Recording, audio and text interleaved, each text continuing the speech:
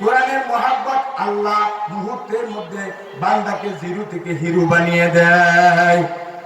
আপনি বলতে পারেন হুজুর এটা কেমন কথা বললেন, জিরো থেকে হিরো?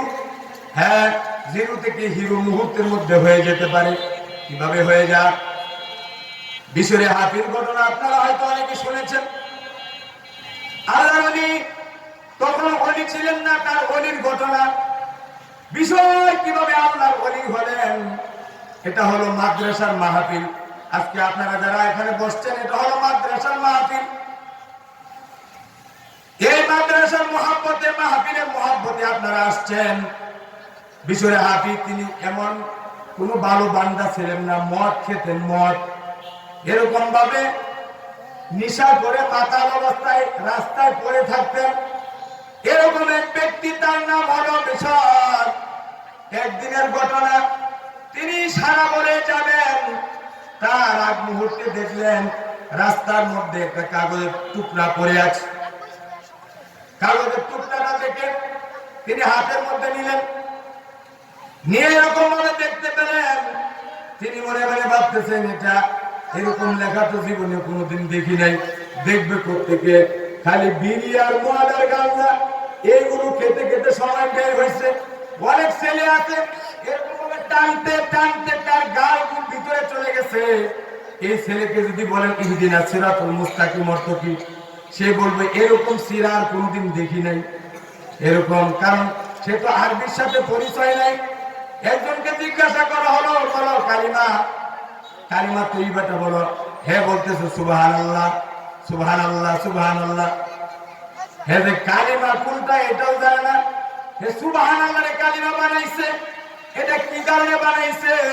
কারণ ঢাকা গাজীপুরের মধ্যে কিছু লোক আছে, তারা গ্রাম থেকে এই নিয়ত করে আসে, গাজীপুর যাব, গার্মেন্টসে চাকরি করব, আমার বউ চাকরি করবে, আমি চাকরি করব, দুইটা বাচ্চা হবে, কয়েকদিন পড়ানোর জন্য ট্রাই করব, শিক্ষিত বানাবো না।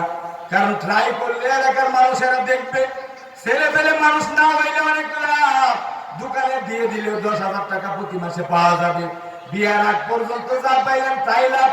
কারণ অনেক শিক্ষিত লোককে দেখলাম ছেলেকে ডাক্তার বানায়, ডক্টর বানায়, সবকিছু বানানোর পরে ছেলে তাকে বাদ দেয় না, ছেলে বউ ঘর থেকে বের করে দেয়।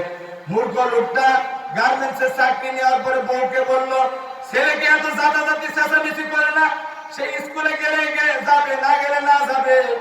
তার বন্ধু বর্গদের সাথে চলাফেরা করে কোন রকম একটু বড় হোক, কোন রকম বড় হয়েছে। দোকানের মধ্যে ছেলেকে তার বাবা দিয়েছে, তার বাবা কোনোদিন এই চিন্তা করে নাই তার ছেলে যে আরেক বাবার সাথে সম্পর্ক করবে। তার ছেলেকে 8,000 টাকা বেতনে একটা দোকানে দিল। দোকানে দেওয়ার পর কিছুদিন পরে মহাজন বলে, ভাই আপনার কাছে আমি মাপ চাই, আপনার ছেলেকে নিয়ে নেন। তো বাবা কেন? কারণ আপনি বাবা বললেন না ভাই, বাবা বলে আর দুঃখ দিয়েন না, আপনার ছেলে যে বাবা খাওয়া শিখছে, এইভাবে যদি আমি তার দোকানে আমি রাখি, কিছুদিন পরে আমার দোকানের পুঁজি বাট্টা সব কিছু শেষ হয়ে যাবে। তাহলে আমরা সুশিক্ষায় যদি সন্তানকে শিক্ষিত না করি, তাহলে অবস্থা হবে ওই মূর্খের মতো। যে ব্যক্তি চিন্তা করেছিল ছেলেকে দোকানে দিব, এভাবে গার্মেন্টসে চাকরি করলেও বিয়ার আগ পর্যন্ত যে টাকা সে পাবে, এ দিয়া গেলাম একটা জায়গা কিনবো, তারপরে জায়গা কিনে গ্রামে গিয়ে একটা দোকান দিব, এরকম ভাবে চিন্তা করে। কিন্তু ভাই এরকম চিন্তা যারা করেছে ইতিমধ্যেই তারা ধরা খেয়েছে। এখন এই মুহূর্তে এই বক্তব্য শোনার পরে নতুন করে যদি আপনি নিয়ত করেন, আমার কিছু বলার নাই। তবে যেটা বলতেছিলাম, বিষয় এই কাগজের টুকরাটা এরকম ভাবে নেই, বুকের সাথে জড়িয়ে ধরে।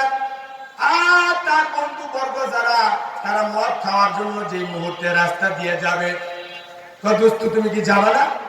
বিষয় বলতেছে, না রে দোস্ত, আজকে সারা বাইরে যাব না, আজকে যাব না। মনটা কেন জানি কেমন করতেছে। বিশরে হাফিজ এরকম তার মনটাকে নরম করে বাসায় চলে গেলেন। বাসায় চলে যাওয়ার পর জনম দুঃখিনী মা, মাকে বললেন, মা এইদিকে আসো তো, দেখো এই যে কাগজটা, এটার মধ্যে কি লেখা, কারণ আমি এই সমস্ত লেখার সাথে তো পরিচিত না। ও মা, আপনি দেখেন এই লেখা, এটা কিসের লেখা? এটার মধ্যে কি লেখা আছে আমাকে শোনান।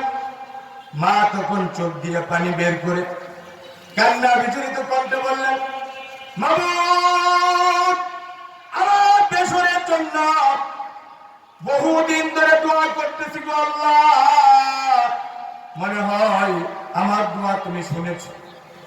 কান্না বিচলিত কণ্ঠে তার সন্তানকে বললেন, বাবা, এই কাগজের মধ্যে অন্য কিছু লেখা না, এই কাগজের মধ্যে লেখা আছে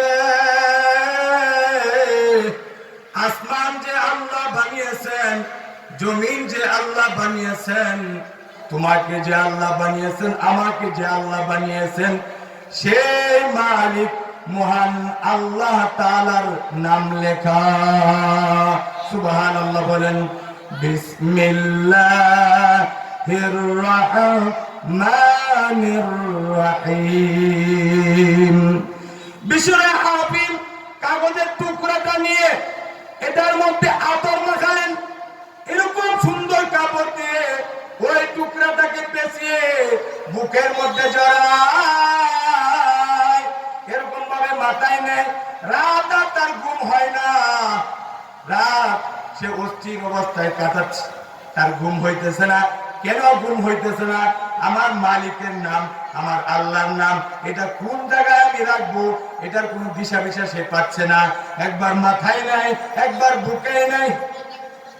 আল্লাহ পাকের পক্ষ থেকে এই দৃশ্য দেখার পরে আল্লাহ বলতেছেন, ইয়া বিশু রাফাতা ইসমি ফালা ফারাক।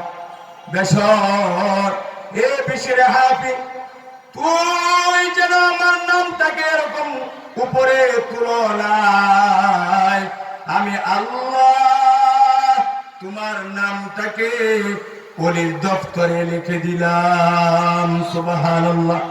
দেখেন, এই যে মদ খেতেন, সারা বলে পড়ে থাকতেন, বিসমিল্লাহির রহমানির রহিম কাগজের টুকরাকে মহব্বত করে আল্লাহর ওলি হয়ে গেলেন। ওই ব্যক্তি কি জিরো ছিল না? তাহলে জিরো থেকে হিরো হলো না? এখন আপনি যদি বলেন আমি বুঝি নাই, এরকম মজা এখন পৃথিবীতে নাই। পাগলে এখন বুঝে বিড়ি টান দিলে কি হয়, কিন্তু কাম করতে হবে বিদায়, এই জন্য পাগলের বেশ ধরে। আমরা তো